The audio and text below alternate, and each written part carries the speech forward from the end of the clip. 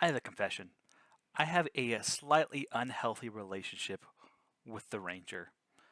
I freaking love the Ranger.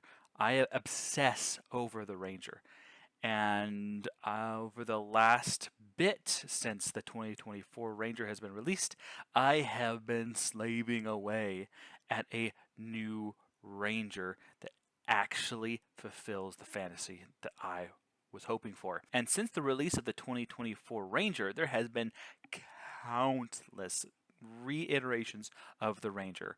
There's been so many. Just Google 2024 Homebrew Ranger or 2024 Ranger Revised or something like that, and you will get so many of them. There's so many of them, and some of them differ. There's some common threads, but there's a lot of revised Rangers on their internet because I think Wizard of the Coast missed the mark. The Ranger is not what they're thinking. They could have leaned way harder into the fantasy. I think that I have created the ultimate, nay, the Zenith Ranger. Now let's talk about the origins of the Ranger. I'm not talking about the old versions from the A1 D&D whatever, right? I'm talking about the origins as far as the fantasy and as far as the 2024 and the 2014 versions of them, right? So the Ranger is a rugged survivalist. They are known for having bows. They are known for being very good at tracking and finding things, and a very gritty, down to earth, literally class. And you have Aragorn, who's this ranger. You have Aloy from Horizon Zero Dawn. You have Shadows over Mordor. These are epic fantasies for the ranger to fill, and somehow the ranger, official ranger, has missed that in a mechanics perspective. And I've noticed as I've scoured the internet for people's opinions on what the ranger should be, and opinions are vastly different. You have people who love the magic arcana part of it. Some people think that rangers should always have a animal companion, and some people think that rangers should be cast magic at all. And to be honest, Aragorn doesn't cast magic, but also the bard from the D&D movie also didn't cast magic, and that's a full caster. So think about that. So we have this epic fantasy of this rugged hunter that takes down monsters in specialized ways. This might be the Witcher as well. He might be considered a gritty, definitely a gritty ranger. But the idea of taking down monsters as their specialty is the fantasy, right? Now, the 2014 Ranger comes along and has this idea of having favored terrain and a favored enemy, right? And these actually are thematically amazing. They add so much to the character and the fantasy. I'm going to keep on saying the word fantasy all over again because the fantasy of the Ranger was encapsulated in that. It kind of stunk because it was so specific. You have where the favorite enemy was like, you get the power of racism. Yay! And with favored terrain, you're always asking the DM, hey, am I in my favorite terrain? No, this is not grassland. This is the Underdark, and the campaign is going to be centered in the Underdark. There's not going to be any grassland here, and so. But my fantasy was to be a part of a grassland ranger, and maybe he's new to the Underdark. But too bad your future doesn't work here. And not to mention, a lot of dungeons are not any type of terrain. They're just dungeon. They're not grassland. They're not forest. They're not swamp. They're nothing. It's just a dungeon. So even when you're diving in the dungeons of Dungeons and Dragons, you don't get to use your feature. The concept of having a favored terrain and a favored enemy is amazing. Then comes along the 2024 Ranger.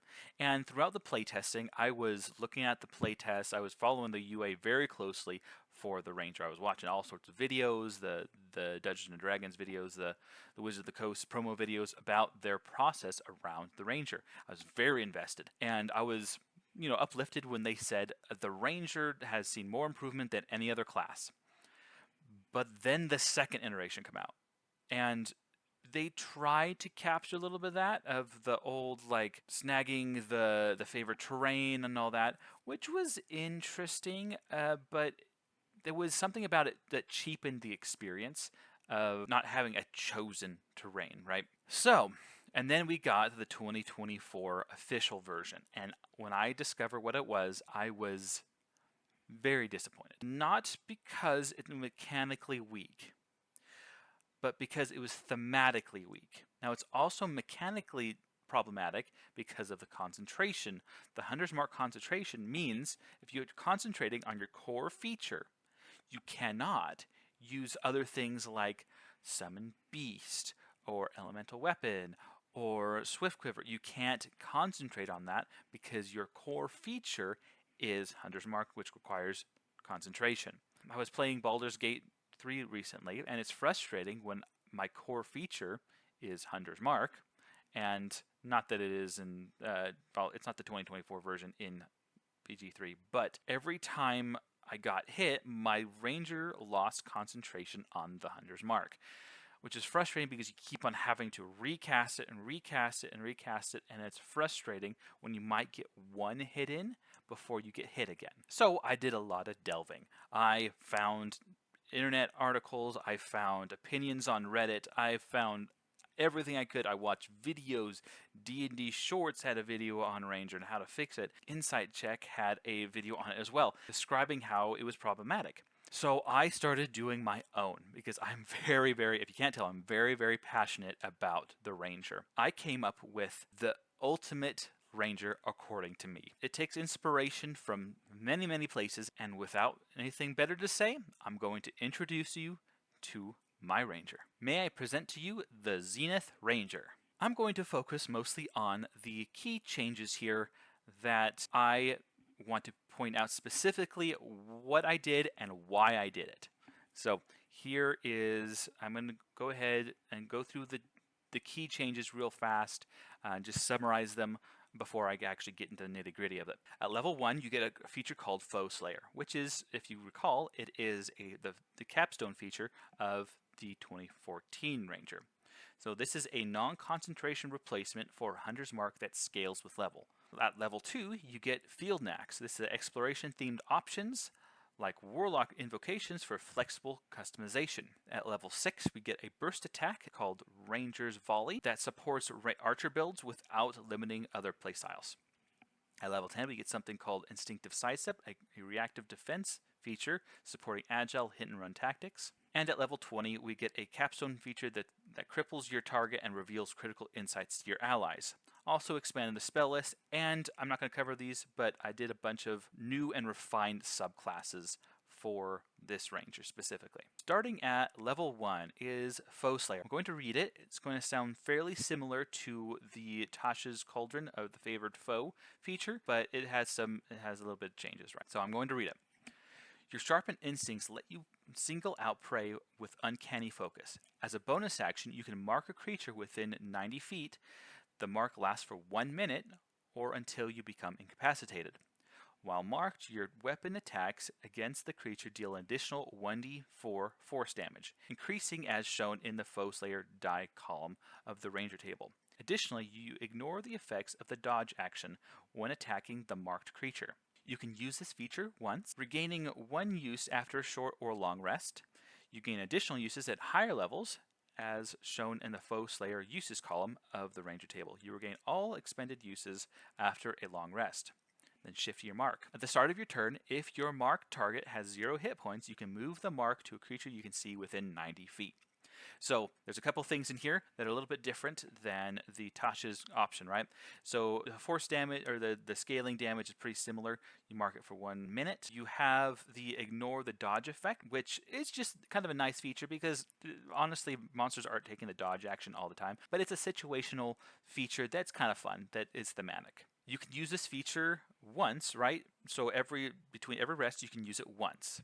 and as you gain higher levels, you always gain one from a short rest and all of them back on a long rest. I changed it so that shifting a mark does not require an action. It's just at the start of your turn you can shift it to a different target if your creature's dead, right? And this is a little bit different to help a quality of life of just, not using up your bonus action or reaction all the time. It's just you can shift it once per turn at the beginning of your turn, right? There is a note about this. This feature replaces Hunter's Mark. I actually removed Hunter's Mark entirely and came up with a different spell that's Ranger specific. But this spell completely removes Hunter's Mark from the game. Don't worry, it's replaced with something else. The problem with Hunter's Marks is I can't keep it in because it's a concentration spell that deals additional damage. I did a lot of the math, and unfortunately Hunter's Mark did add too much damage too early. So this feature, I removed that spell entirely, redesigned a new spell, and have this feature instead. I'll go ahead and go over that feature now. The spell I'm replacing Hunter's Mark with is called Brand the Quarry. It's a level 1 divination spell, uses a bonus action, 120 feet range, has a concentration for up to 1 hour. The effects are you choose a creature you can see within range. You learn whether the creature has any damage immunities, resistances, or vulnerabilities, and what they are. Until the spell ends, you have advantage on any wisdom, perception, or survival check you make to find it, and it has disadvantage on stealth checks to hide. At higher levels, it extends how long the spell can last. So this spell is very similar to in Horizon Zero Dawn with Aloy. She does the scan. This is very similar. You start learning the immunities, resistances, and vulnerabilities. Very thematic, and it helps you track down creatures. So this is what is replacing Hunter's Mark. So ultimately, Foe Slayer is the key feature to this Ranger. You are, at this level, you also get spell casting and a fighting style, which is per normal for the other Ranger. At level 2, you get weapon masteries, of course, and at level 2, you also get field knacks. This is very similar to Laserllama's field knacks, which I kind of stole here. And I'm going to read them. In the wild, you've picked up bits of primal knowledge called knacks, talents that enhance your hunting, survival, and tracking skills. You learn 2 knacks of your choice, such as expertise or cultured. Knack options are detailed in the knacks section below. So it's very much like Warlock invocations. You have to meet the prerequisites. It's also a little skill tree-like, where you have to have certain skills enhance other skills, right? You can replace these whenever you level up, but you can't switch them if it's prerequisite for another one.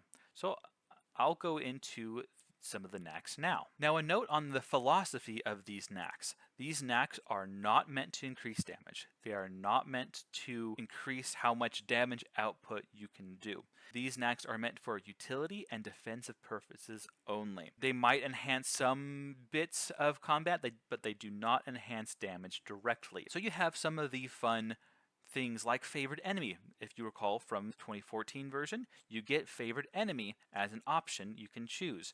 It's still not that great, but it's still very flavorful, and you can use the power of racism or whatever to hunt down your favorite enemy. You get other such things, such as Cultured. Cultured is something that is very similar to what you have in Expertise. So with Cultured, you get 1 additional skill, you get 2 languages, and an artisan's tool or a thieves kit. Or you can get Expertise. You've honed your skills to an exceptional degree, choose 2 ranger skills you're proficient in, and gain expertise in both.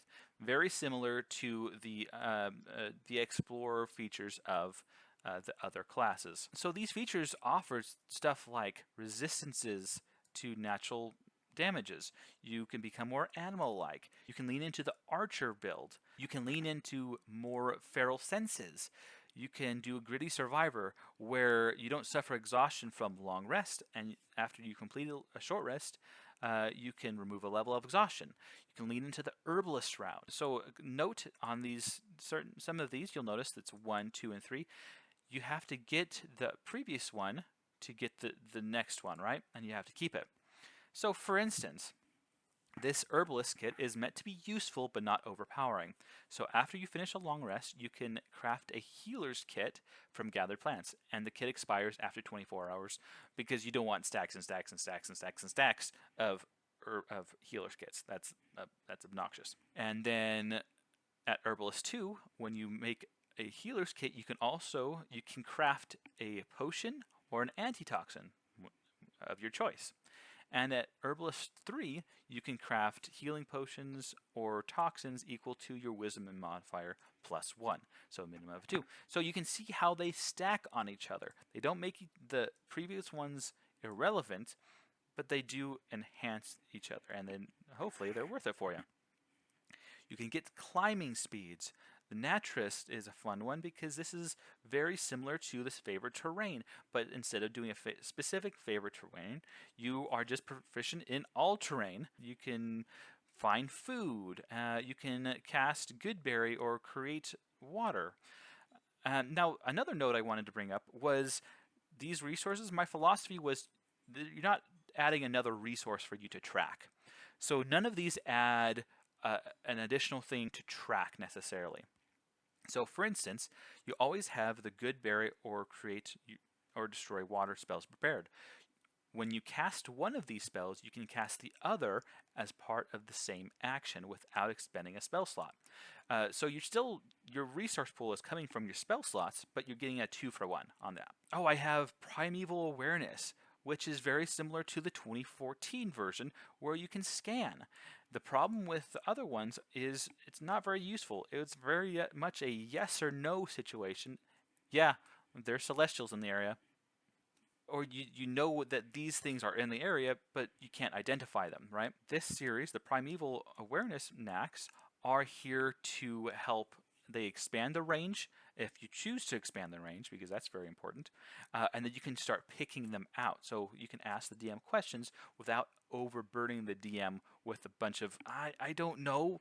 There is exactly 50 of them within a 50-mile radius. Asking the DM for too much details is tough on the DM. So I didn't want to add a lot of burden on the DM with this specific one.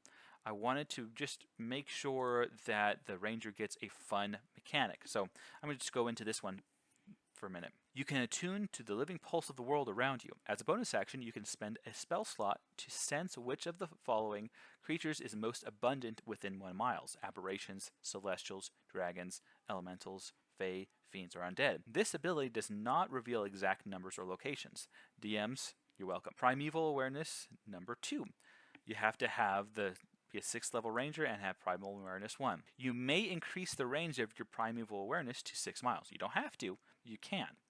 You may also choose one creature type and learn how common it is in the area. So the options are none, sparse, uncommon, common, or abundant. And that way the DM can just give you a round, oh yeah, there's absolutely no celestials in this area. Don't worry about it. Or you can do like, oh, I don't know, there's actually quite a bit of undead in this area. And that's kind of a hint for the DM, like gives the DM a hint, say, hey, there's plot hooks. There's something for you to explore here. And then Primeval Awareness number 3, it lets you cast Brand the Quarry on one of those creatures you choose. So yeah, there's are just a lot of fun, flavorful things. They're not going to break the game. Like I said, they're mostly for exploration and utility. With Rugged Caster, you are able to cast spells more efficiently. Slayer, you're able to mark targets more quickly, and they have special disadvantages when you mark them.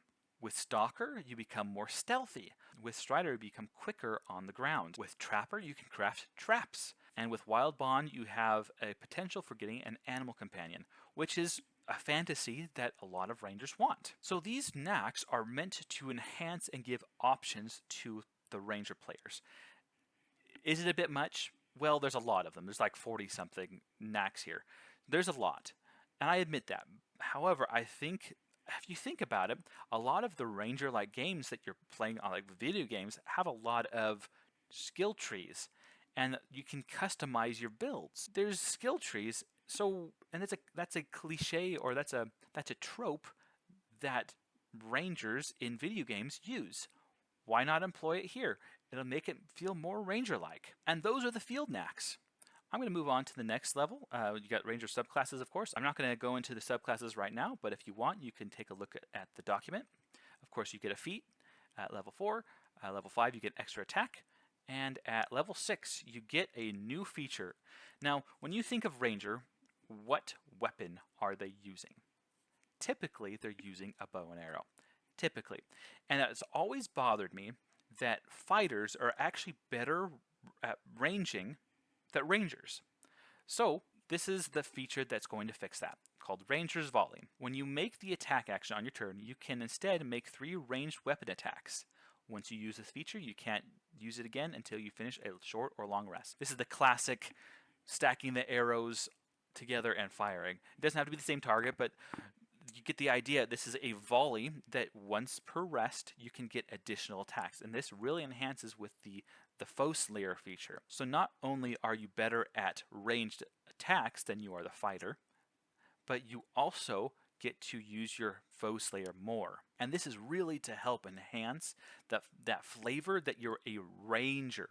Now if you're playing for instance, if you're playing a dual wielder ranger, I didn't want to mess up melee rangers, so this feature is specifically designed so that you can use it for like thrown weapons. You can use your daggers, and this just enhances that flavor that you're a ranged fighter. But sometimes, people are melee, so that's fantastic. I love that. I don't want to cut off that trope, that fantasy.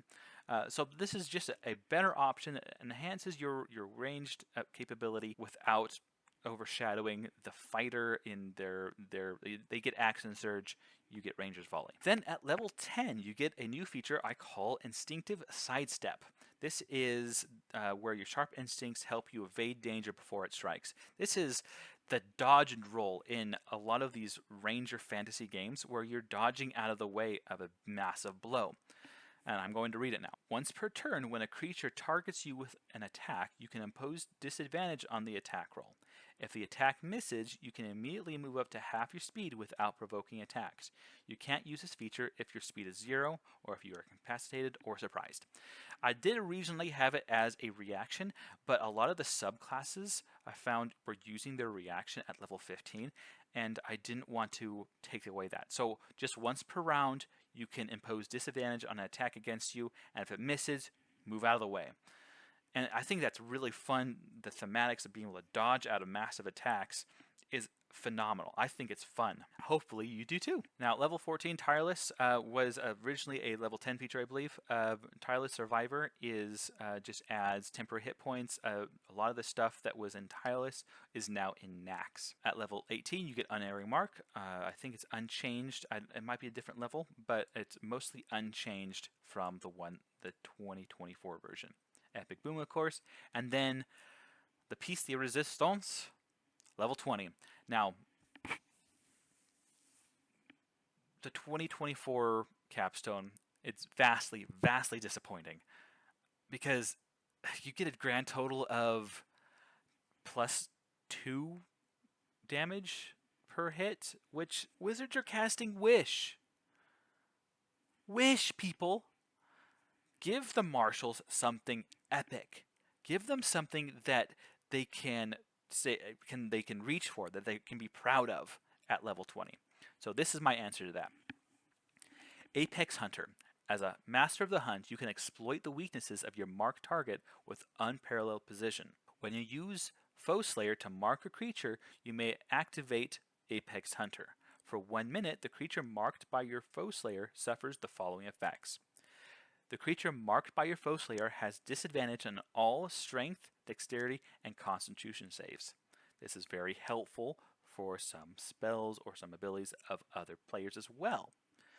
And then, as well as all attacks against it are rolled with advantage, not just yours, as with Unerring Mark. This one gives advantage to all attacks against it. This means that you are now a party player. You can enhance the attacks that everybody, you can point out and say, hey, hit that part of the beast, and it will go down easier. Additionally, you have advantage on all saving throws against effects imposed by the marked creature for the duration. Once you use Apex Hunter, you cannot use it until you finish a long rest. So, this feature is meant to be a powerhouse. You have advantage on attacks against it. Everybody has advantage against it. It has disadvantage on strength, dexterity, and constitution saves, and you have advantage on saves coming from it. I think this marks the apex, the pinnacle of what a hunter should be doing, a ranger should be doing. And that is the Zenith Ranger. It is my ranger that I would have wanted. It's hopefully, I have done the math. I have done lots of charts if you want to see the math real fast. I have the math of Treant Monk did a 2-weapon fighter. I compared that. I did a lot of there's the Fey Wanderer Ranger is deals the average damage compared to the two like it's I did a lot of comparisons for like the rogue, the fighter. It's I did the math to ensure that it's not overpowered, but it's just where it needs to be, where you're single target takedown and you can be a ranged fighter without being overpowered, but you also have that sweet flavors of the Nax, being able to connect with nature in a way that is character defining, but also adds a lot of flavor and utility to the gameplay, to the table. So I hope you like it. You can check it out below. So thank you so much for watching. I hope you liked this Ranger. This Ranger is, I poured a lot into this. It's still making critiques, especially on the subclasses. I have lots of subclasses that I have either altered or I've added new ones that hopefully encapsulate the fantasy that this Ranger has. So until then, have a good one.